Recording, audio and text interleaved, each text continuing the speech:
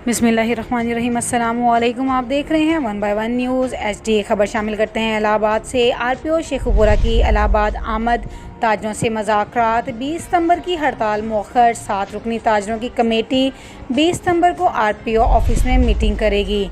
तफसीलात के मुताबिक मरकज़ी अंजुमन ताजरान इलाहाबाद की तरफ से चोरियों और डकैतियों के खिलाफ 20 सितंबर को हड़ताल के ऐलान और DPO कसूर की मुतल्लिका मुतालबे पर IG पंजाब के नोटिस लेने पर RPO शेखुपुरा डॉक्टर इनाम वहीद और सूबाई वज़ीर पॉपुलेशन वेलफेयर सरदार मोहम्मद हाशिम डोगर हुकूमती नुमाइंदे की हैसियत से ताजरों के साथ मुज़ाकरात के लिए थाना इलाहाबाद आए और ताजरों की मुज़ाकराती कमेटी से मुलाकात की।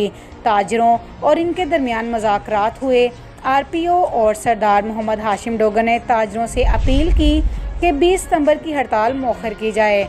आपके तमाम मुतालबात जायज़ हैं और दौरान डकैती कत्ल होने वाले शौकत के मुल्ज़िमान गिरफ्तार ना होने पर पुलिस शर्मिंदा है, जिस पर ताजरों ने हड़ताल मौखर कर दी। और डॉक्टर इनाम वहीद ने बताया कि मैं IG पंजाब का नुमाइंदा बनकर आया हूं और इनको तमाम हक़ाइक़ से आगाह करूंगा।